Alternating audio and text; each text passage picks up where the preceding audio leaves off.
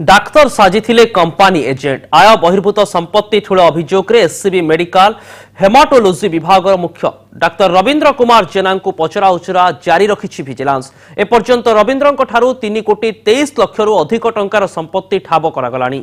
रोगी को किसी निर्दिष्ट कंपानी मेडिसिन लिखि संपृक्त कंपानी अनुकंपा स्वरूप प्रचुर अर्थ पाउथिले डाक्तर रवींद्र जेना।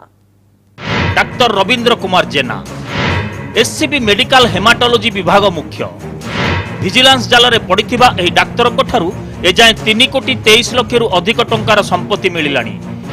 तेबे डाक्तर बाबू एते टंका आनिले केउठु केमिति बनिले कोटिपति कोटी कोटी टंका रोजगार रो उत्स कोन?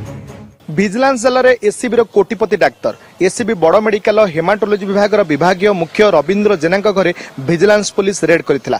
गतकाली ए घर समेत 7टी स्थान रेड करथिला विजिलेंस पुलिस एवं 3 कोटी 23 लाख टंका ठाब करथिला रवींद्र जेना ठारू।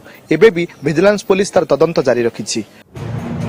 विजिलेंस को मिलिथिबा अभियोग मुताबक रोगी को किछि निर्दिष्ट कंपानी रो मेडिसिन लेखुथिले डाक्तर रवींद्र कुमार जेना आउ सेही फार्मा कंपानी को सह थिला डाक्तर घनिष्ठ संपर्क। अभियोग अनुसार रोगी को अन्य कंपानी औषध दरकार पड़ुथिले मध्य डाक्तर रवींद्र जेना किंतु केवल सही कंपानी मेडिसिन ही प्रेस्क्राइब करती। एहार कारण जे केही भी सहजरे अनुमान करि परिबे कारण बदल रे मिलुथिला प्रचुर परिमाणर टंका।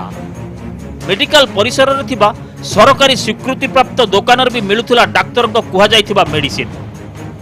रवींद्र जेना केउ कंपानी अनुकंपारे देश विदेश बुलुथिले एवं रोगी टकारे किपरि मौज मजलिस करुथिले ताकू नै तदंत जारी रखिछि विजिलेंस पुलिस। एथिसह बड़ मेडिकल पाखरे डाक्तर जेनांकर निजस्व एक क्लिनिक भी रहिछि। रोगी को परीक्षा पई ए डाक्तर पठाई दियंती निज क्लिनिक को। परीक्षा पई चढ़ा दर भी निया जाय। बिचारा रोगी पाखरे विकल्प भी नाही कारण डाक्तर बाबू कहिसंती केवल सही क्लिनिक रे ही परीक्षा करिवा पई। कटकरू दीपेश महापात्र रिपोर्ट कनक न्यूज।